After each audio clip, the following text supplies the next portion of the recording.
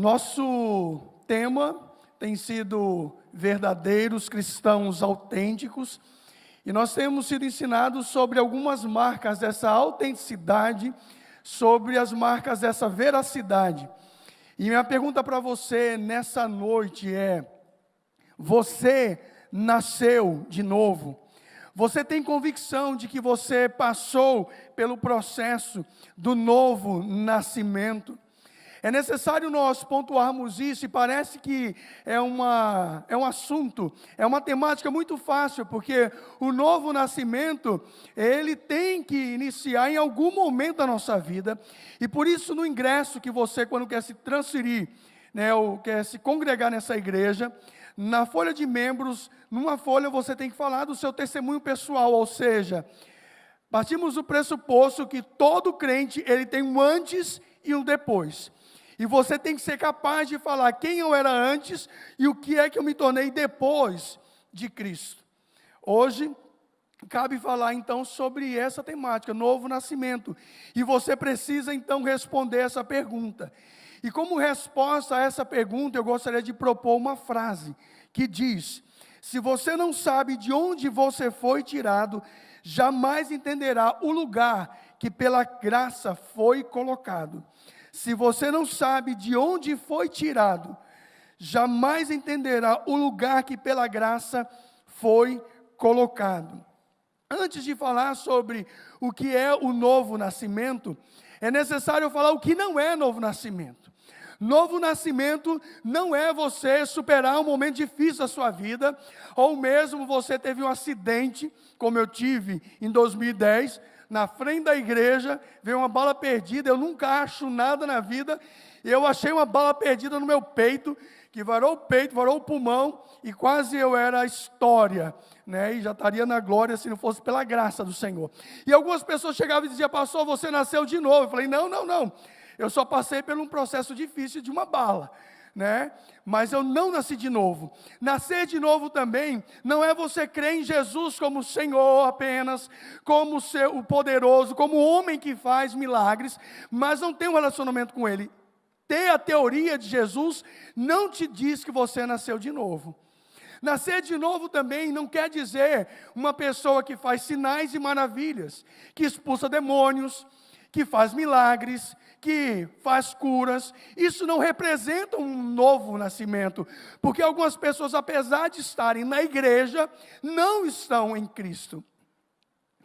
Eu conheço um jovem que eu converso sempre com ele, e ele diz o seguinte: pastor, eu gosto da igreja, eu gosto do ambiente da igreja, eu gosto dos louvores.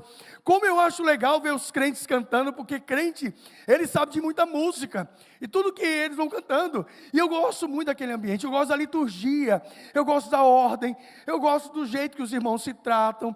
Mas sabe uma coisa que eu não gosto? Eu não creio em Deus, mas eu gosto da igreja. Então você pode estar tendo aquele perfil de enorex, parece, mas não é.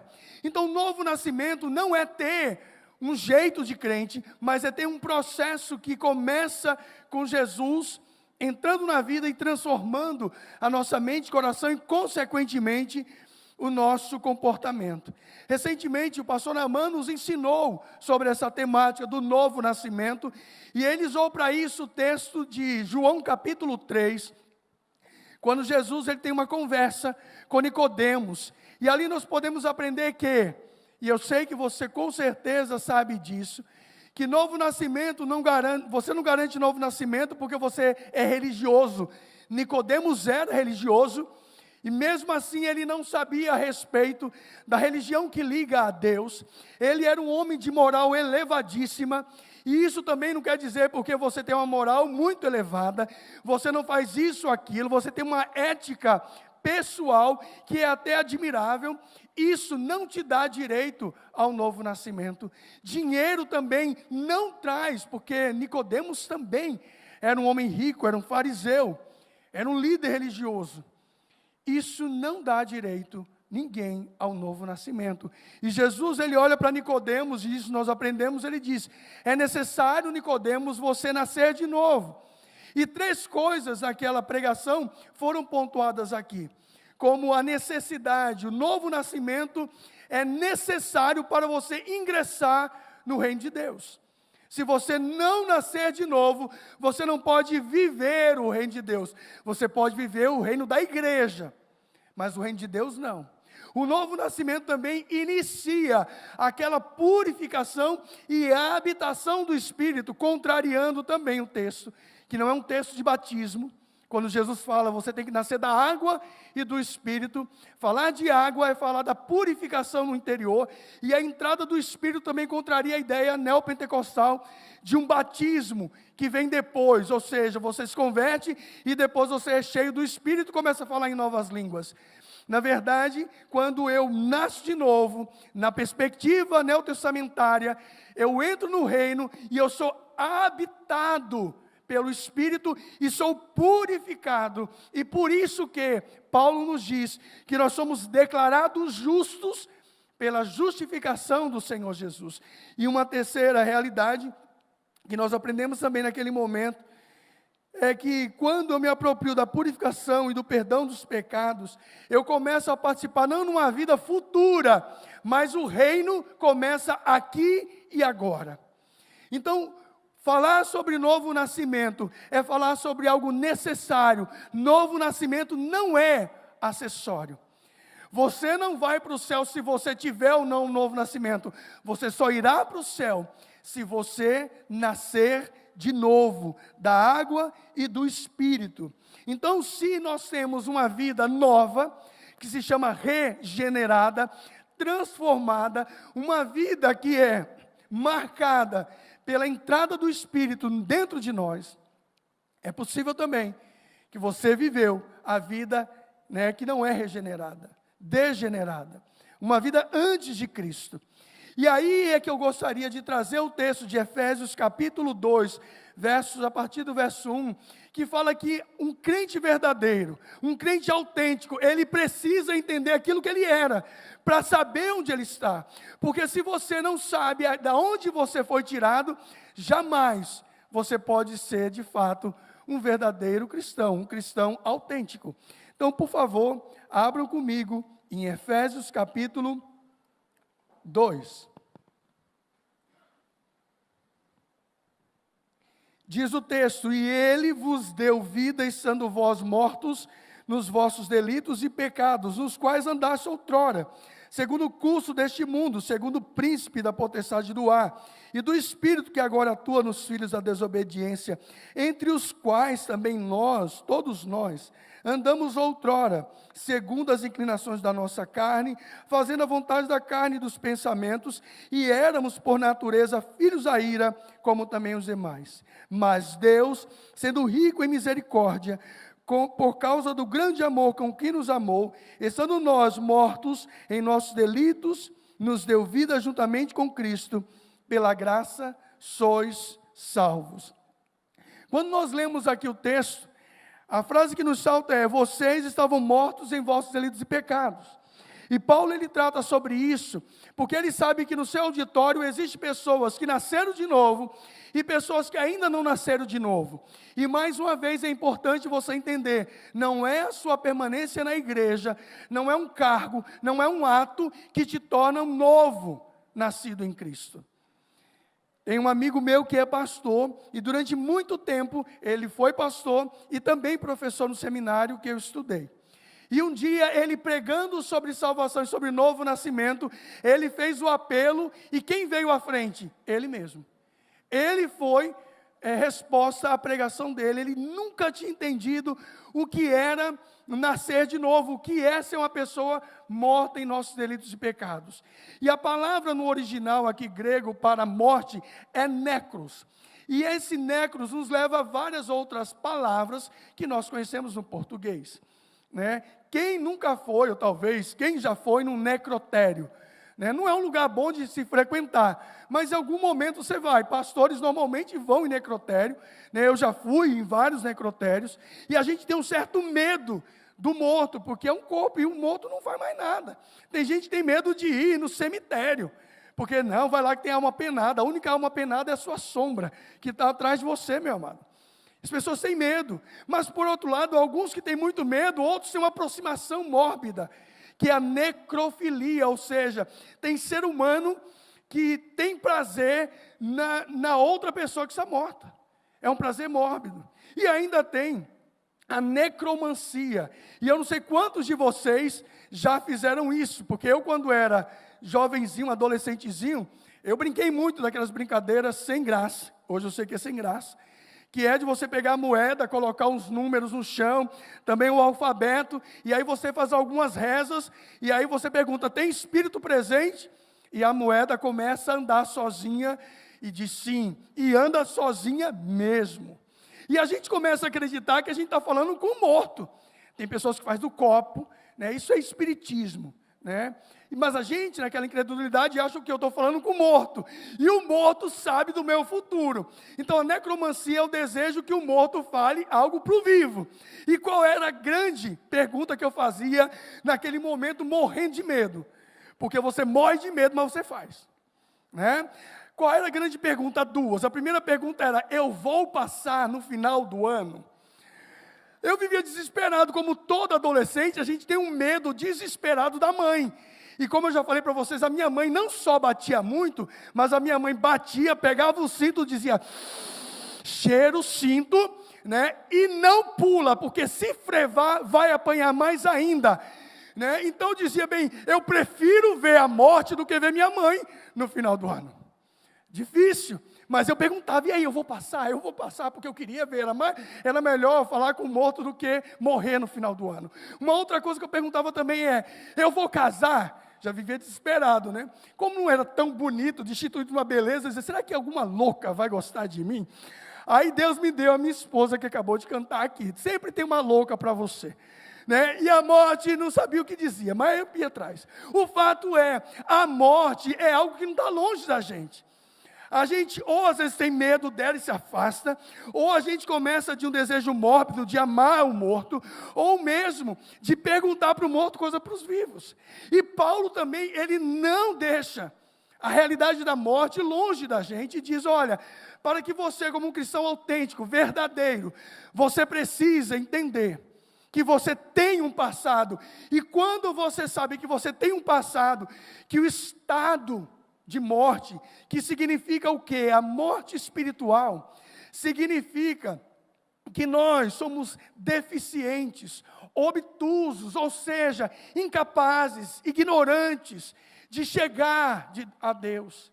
Diz Romanos 3, 23, que todos se afastaram. Então o que é a morte espiritual? É um afastamento do homem com Deus, e nada do que este homem faça vai fazer com que ele volte a Deus. Por isso que Jesus foi até Nicodemos e propôs, porque se Deus não chegar até a nós, de maneira alguma, nós não chegaremos a Ele, porque não há quem queira, não há quem busque. Nós não amamos, nós não queremos a Deus, é Deus que sempre nos quer. Então a ideia de mortos aqui é que nós somos carentes, vivemos à parte, não podemos desfrutar do que Deus tem para nós.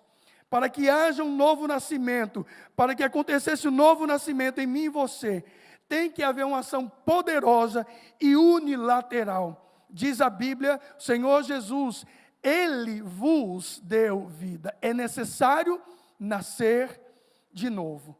Mas quais são os sinais de um cristão autêntico pensando nessa ideia de morte, mas falando sobre novo nascimento? Primeiro sinal, primeira condição desse morto é que o morto espiritual vive conforme os princípios da sociedade secular. Diz o texto, nos quais Ele vos deu vida, estando vós mortos em vossos delitos e pecados. Verso 2, nos quais andaste outrora. Paulo sabia que a comunidade de Éfeso era uma comunidade de crentes que estavam convertidos. Mas a sua audiência também poderia ter pessoas não convertidas ou em dúvida.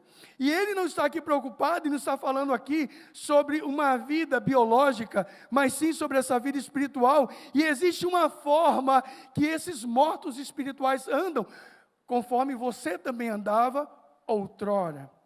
E a forma é, nós vivemos de forma secularizada. E ele usa o verbo andar. E o que significa o verbo andar? Né? Qual é a intenção quando Paulo fala sobre isso? E a primeira intenção, ele vai trabalhar sobre a ideia de equilíbrio e desequilíbrio. E todos nós sabemos o que é desequilibrar. A criança, quando nasce, ela tem todo um processo de equilíbrio e desequilíbrio. E o processo de cair, se levantar e aprender a andar. E tudo aquilo que a criança quer andar, tudo aquilo que os pais também querem, é que as crianças andem. Quando a criança começa a andar, o pai diz, misericórdia, segura essa criança, Senhor, porque ela está fazendo e ela cai e ela bate a cabeça. Quantos já não desandaram, desequilibraram no seu equilíbrio? E a coisa mais fácil é vivermos desequilibrados na vida espiritual. Eu lembro de tantas quedas. Hoje de manhã eu falei, quando eu estava pregando lá no Projeto Sertão, né, lá com o pastor Jango, e nós fazíamos uma pregação, tinha muita gente, eu estava num lugar dessa altura também, e eu comecei andando para cima e para baixo, andando, andando. Quando eu vi, o fio do microfone enrolou no meu pé. O que é que aconteceu? Eu caí, eu dei um mergulho na frente do auditório, e a partir dali, meus irmãos, ninguém conseguia mais olhar para mim. Meu joelho sangrava tanto, que eu parecia o cego de Jericó, e também o aleijado ao mesmo tempo, que eu olhava, fechava o olho, pegava e era dor. E ninguém conseguia parar. Esses dias também estava no Sesumar, e andando, estava molhado, eu estava com os livros, e eu comecei a andar, mas eu levei um escorregão tão grande, que eu caí sentado, pá! Da mesma forma que caiu, eu abri o livro e comecei a ler, para dizer, estou lendo, para que ninguém olhasse para mim e risse como você está rindo, não é com você, né? Aí é fácil a gente ir da desgraça alheia. Mas essa é a ideia de equilíbrio e desequilíbrio. Quando nós olhamos para a ideia do texto, o que é andar, o que Paulo quer dizer também é uma ideia de equilíbrio e desequilíbrio. Mas em que sentido? Ele diz, ele descreve o seguinte, é uma pergunta, como você tem passado? Como está a sua vida? Como andam as coisas? Como é que você está levando a sua vida? O que caracteriza a sua vida? Qual é o seu estilo de vida? Qual a sua ética? Qual a sua conduta? Como você vive e anda? A ideia aqui de equilíbrio e desequilíbrio é que o mundo, ele está tão desequilibradamente equilibrado, que a gente fica confuso nas nossas posições. Você já viu que o mundo, ele quer lhe dar um atestado de loucura, ele carimba na sua testa, você é louco. Simplesmente por quê? Porque você começa a se posicionar contra. Então, quando a gente vai olhando, existe um desequilíbrio, mas eles estão tão equilibrados, falando que o desequilíbrio é equilíbrio, que a gente começa a nós mesmos cambalearmos, dizer, será que a gente está sendo muito duro, muito moralista? Será que nós, igreja, palavra do Senhor, não está muito retrógrada? Eu não sei se você já viveu isso, mas tem momentos que parece que eu estou tendo atestado de loucura, e digo, eu acho que eu estou sendo duro demais. Né? Libera geral, então libera. E vai liberando, e a gente vai vivendo esse evangelho, né? Água com açúcar da rã na chaleira. Lembra dessa ilustração? Entra uma rã, cai ali na aguinha quente, e ela começa a achar que é um spa. Que gostoso, ai que aguinha quente, e vai ficando quente, e ela vai se acostumando. Quando vê, a rã morreu. Por quê? Porque ela não percebeu que ela estava sendo engolida. E a agenda do mundo não é a agenda de Deus, a agenda do mundo é contra. E o sistema que nós temos, que é o sistema mundano, é um sistema que propõe um pensamento que nos leva a nos comportarmos contra os valores e princípios divinos. E a gente vai sendo tomado por essa coisa desse pensamento, desse sistema. E a gente não começa mais a questionar, a palavra de Deus não tem toda a validade, e a gente começa a relativizar tudo. Vamos pensar nos tipos de humanismo que nós temos. O que é que o humanismo diz? O homem é o centro de todas as coisas, logo, o homem pode se salvar sem o novo nascimento. E Jesus disse para Nicodemos, você não pode, para você nascer de novo, você depende de crer em mim. Você precisa passar pelo processo que eu estou dizendo. E tem muita gente que diz, eu vou para o céu sem Jesus. Muito tempo atrás, um grupo de artistas, E uma mulher aí que tinha um programa disse: eu me converti. Né? E depois ela falou: eu fui na igreja e saíram umas energias de dentro de mim. Na verdade, saiu energia, saiu demônios dentro dela. Né? E depois ela voltou a público e disse: olha, eu tentei dar uma chance para Jesus, mas Jesus não mudou muito minha vida, mas o céu é para todo mundo. O céu não é para todo mundo. O céu é para todo aquele que crê e confia no Senhor Jesus. O humanismo é a ideia de que eu chego ao céu sem Deus e eu posso chegar pelas minhas forças. Existe o capitalismo que diz: você é aquilo que você tem. E aí nós vamos ensinando as crianças, ou educando as crianças, nessa dinâmica do capitalismo. Então, hoje de manhã também eu falei e disse: qual é a criança hoje pequena que termina não assistindo aquele Peppa? Peppa é o grande momento. Talvez você não conheça porque você não tem criança. Quando a Marina era criança, ela gostava, né, lá da turma do Cocoricó. Então começava aqui: está na hora do Cocoricó, está na hora das... Gente, vira um mantra isso na cabeça dos pais, né? Está na hora do Cocoricó. Mas o que acontece? Quando sai o desenho, vem a propaganda. A propaganda: compre a Peppa, compre Cocoricó. O que é que o pai faz? Cocoricó, compra para os filhos, dá a Peppa. E isso a gente vai iniciando nesse capitalismo que diz: eu quero, eu desejo, eu tenho. E logo, se você não tiver, a criança que não tem Peppa vai ficar em depressão profunda. A criança que não tem Cocoricó a criança, o adolescente que não tem o iPhone. Me falaram que tem um iPhone X, sei lá qual é o iPhone, né? Tudo é a mesma coisa. Para que serve? Para ligar, mas tem que ser o iPhone. Se não dá o iPhone, eu não sou da turma dos que são os melhores. Então a gente vai criando essa ideia, e aí vem o cartão de crédito. O cartão de crédito é um empoderamento. Você não tem dinheiro, mas você tem um cartão de dívida. Então compra que no final a gente ora e diz: Senhor, repreenda o devorador no nome de Jesus, mas você não repreende a sua mão que sai comprando o que não deve. Isso é o que o capitalismo vai fazendo. E nessa toada de vender e ter, não importa de vender remédio adulterado e também vender carne cheia de papelão. Glória a Deus que eu não como carne, né? Porque não passei por isso, espero que você não passe também. Mas o fato é o capitalismo que vai revelando esse sistema mundano, esse relativismo ético e moral. A gente fica escandalizado porque estão dizendo que tem não sei quantos tipos de gênero. Eu não sei quantos você já ouviu.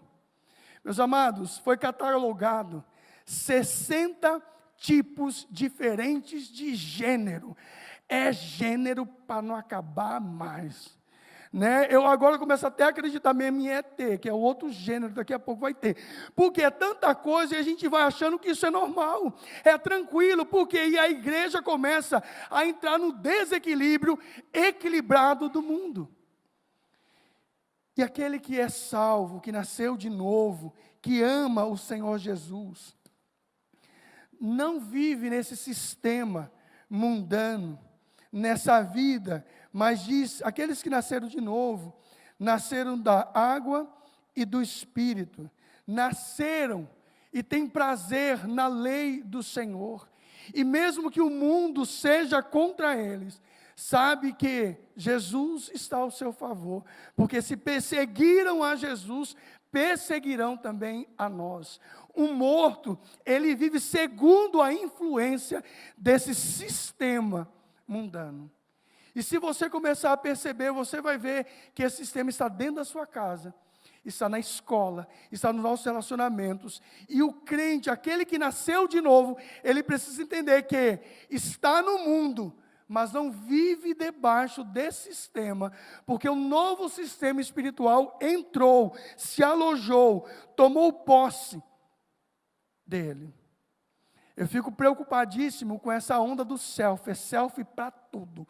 É selfie quando você vai comer um hambúrguer. É selfie quando você vai na loja do shopping. É selfie quando você vai tomar banho. É selfie. O narcisismo é provado através da selfie. Todo mundo vive tirando selfie. Tempos atrás falaram: pastor, por que você não tem Instagram? Eu falei: meu filho, com essa cara que está tão ruim, para que eu vou ter Instagram? Eu vou ficar colocando foto para quê? Se alguém quer me ver, me veja vivo e a cores. Agora a gente fica nessa onda porque o mundo dita a gente tem que fazer. Isso é uma filosofia de ir atrás de um sistema.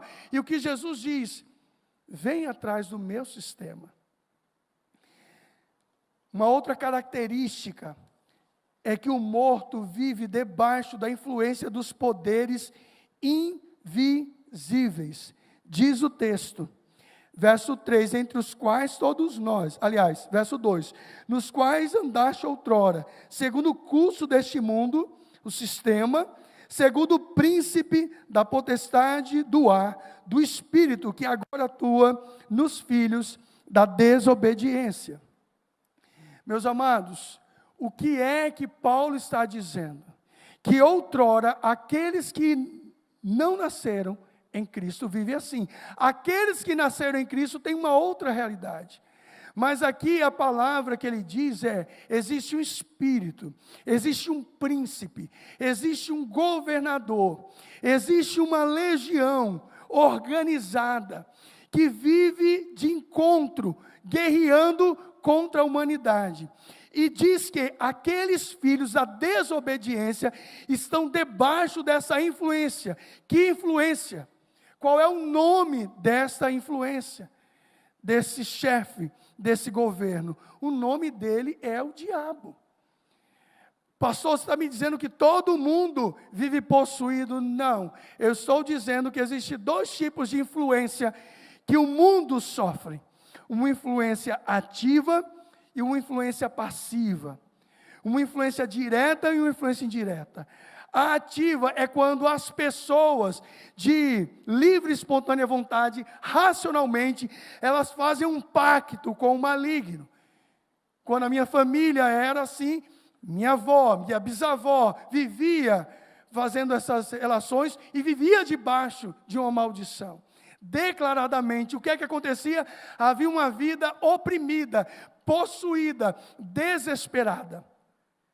Lá em Campinas tinha um trabalho no lixão que a gente fazia, e chegou um jovem, e a gente sempre orava, e esse jovem, ele chegou com muitas tatuagens, e a gente começou a orar por ele, e foram vários demônios saindo daquele jovem. Cada tatuagem era uma tatuagem que marcava um pacto que ele tinha feito com as trevas. E a cada momento que a gente ia expulsando, o demônio ia dizendo, é aqui, é ali, e o jovem mesmo, depois de sã consciência, disse, olha, eu fiz isso, eu entreguei deliberadamente a minha vida. Uma outra jovem lá em Santos, uma vez a gente foi fazer uma visita, e quem ia era só uma irmã, a Janete, que alguns conhecem.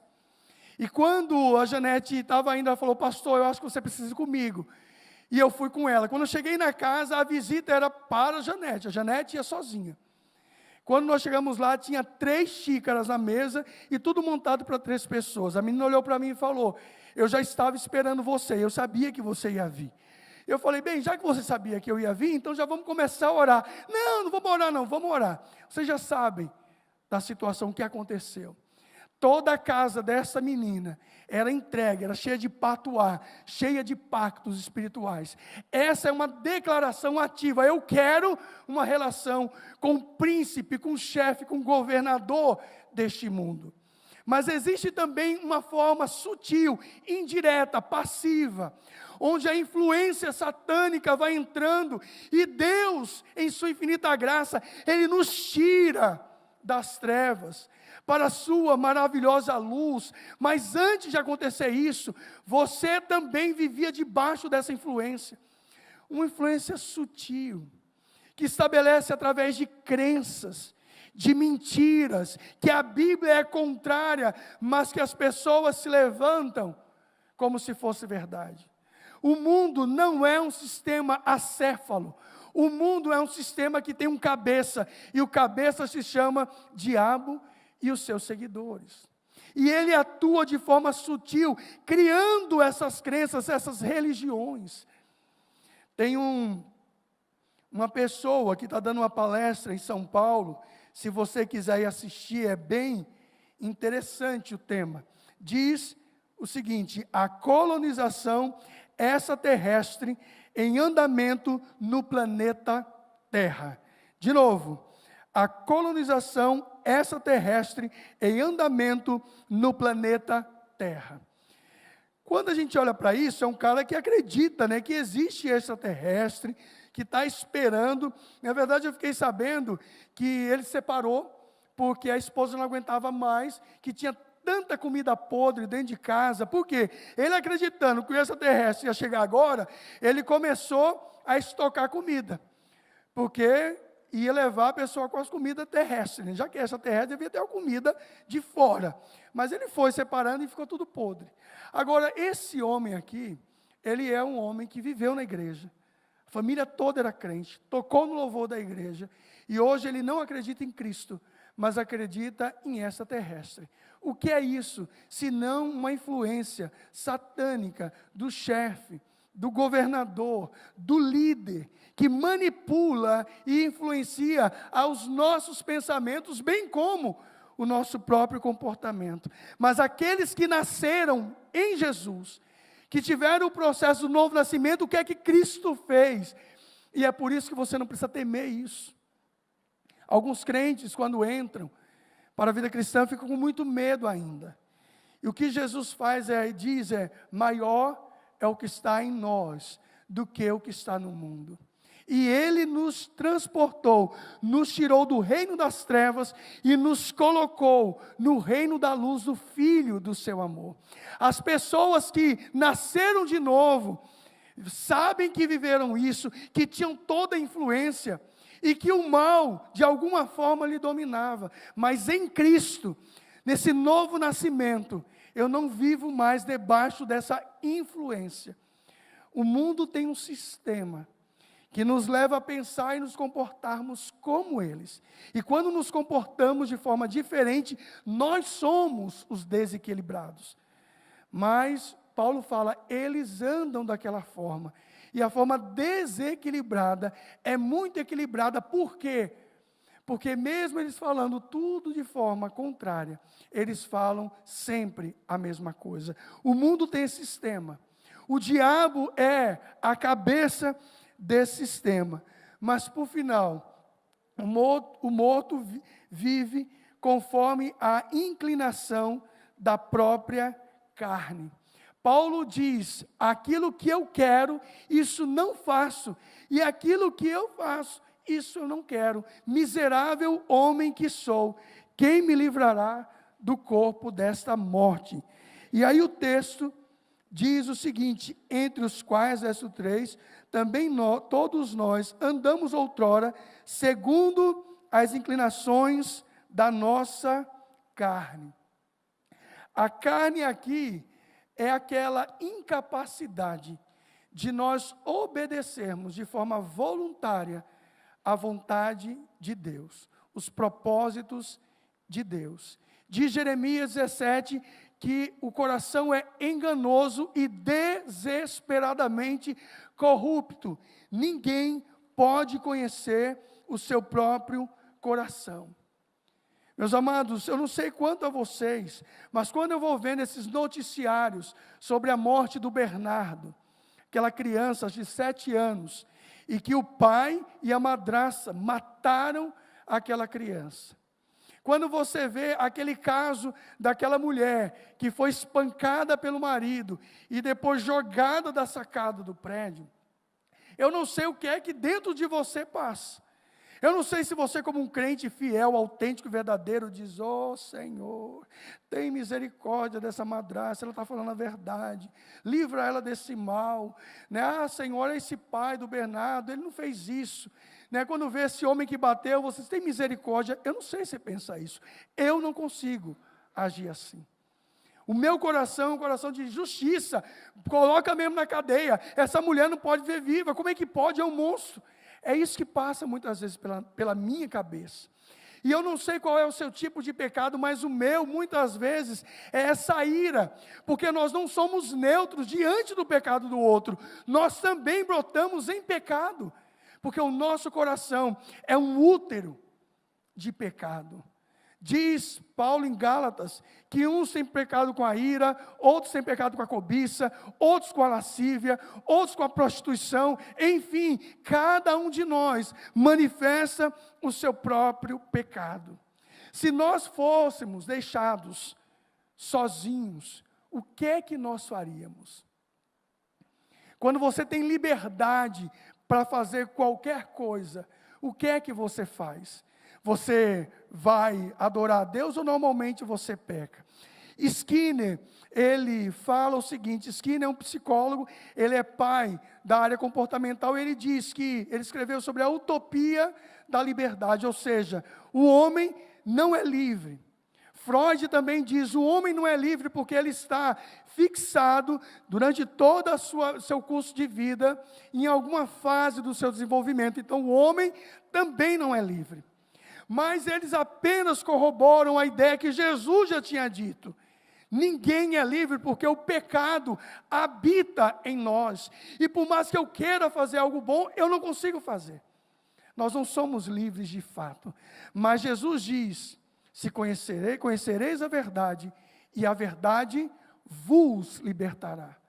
Não existe pecado ou culpa que seja maior do que o poder da graça. E se você fosse deixado sozinho e tivesse liberdade, o que você faria com ela?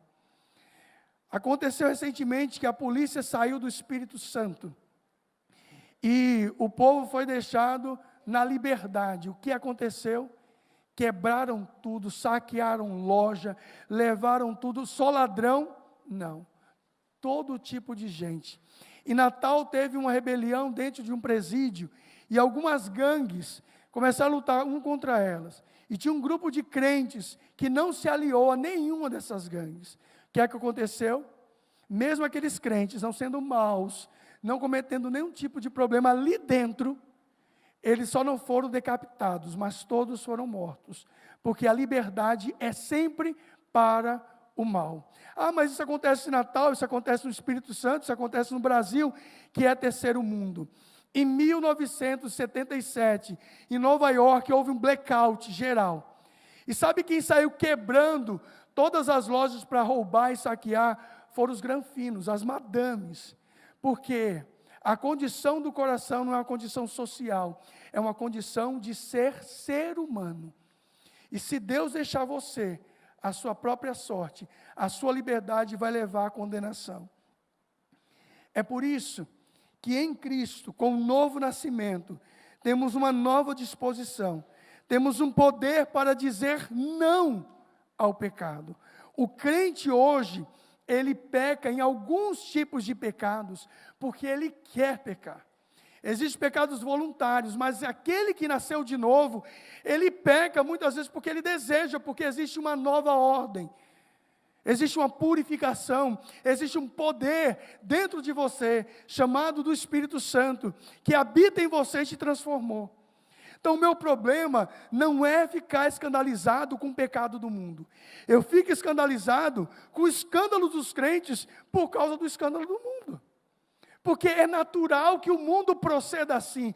O que não é natural é que um crente verdadeiro, que saiu, que foi tirado da cova, viva como se estivesse enterrado. Meus amados, Deus te tirou do império das trevas. Ele te tirou do domínio do sistema do mundo, do domínio da influência do diabo e do domínio do teu coração enganoso. Isso Ele fez através do novo nascimento. Isso Ele fez porque foi Ele que te deu vida e te deu vida com abundância. Se você não sabe de onde você foi tirado, você jamais entenderá o que a graça fez, onde você está. Porque você não sabe que você vivia debaixo disso. Ah, mas sempre fui um crente, eu sempre fui uma pessoa boa, uma pessoa legal. Isso não leva você para o céu. Tudo estava debaixo de você. Influência do mundo, do diabo e da carne. Agora, no novo Adão, que é Jesus, diz o apóstolo Paulo, capítulo 1, ele diz que Deus Pai, Ele nos elegeu e nos predestinou. Isso vem porque Ele nos dá o novo nascimento. Verso 7 do capítulo 1, diz que por Jesus nós recebemos a remissão, o perdão dos nossos pecados. Isso vem por causa do novo nascimento. E o Espírito Santo, no verso 13 e 14, diz que Ele nos selou, que Ele nos carimbou, para que nós fôssemos propriedade exclusiva de Jesus. E logo, o mal não lhe toca. Isso é privilégio de quem? De quem nasceu de novo. Quem não nasceu de novo, não pode vivenciar e experimentar essa graça. Mas quem nasceu de novo, sabe do antes e tem um depois. A minha pergunta para você é: você já nasceu de novo? Se você é um crente nascido de novo, então viva de forma autêntica, verdadeira, deixando a influência desse Deus te dominar, e que Ele de fato seja Senhor e Salvador da sua vida. Que você não acredite apenas que Ele faz, mas veja na sua vida as marcas autênticas de um filho eleito, de um filho perdoado pelo sangue de Jesus, e de alguém que tem propriedade do Espírito Santo dentro do seu coração. Baixa a cabeça, vamos orar.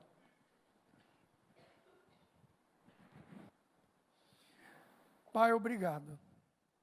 Obrigado a Deus porque nós podemos ver que a gente já teve um antes. Obrigado a Deus porque o nosso antes era tão feio, era tão difícil. E hoje, ó Deus, ainda temos que lutar contra esses inimigos. Mas hoje, graças ao Senhor Jesus, eles são nossos inimigos. E nós não mais somos escravos dessa trindade do mal, mas nós somos filhos da Trindade Santa, de Deus Pai, Deus Filho e Deus Espírito Santo. Obrigado, Senhor, pelo novo nascimento, que nos coloca dentro, ó Deus, do reino dentro de nós, através do Teu Espírito, e da vivência do reino aqui e agora, e não apenas na eternidade. Que as pessoas que estão aqui, que ainda não têm a certeza da sua salvação, recebam o convite que Jesus faz nessa noite, no nome de Jesus. Espírito Santo, vai aconselhando, vai falando, vai edificando, vai consolando, mas vai trazendo exultação acima de tudo, em saber que nós somos salvos e nós nascemos de novo. Obrigado. Em Teu nome agradecemos. Amém e amém.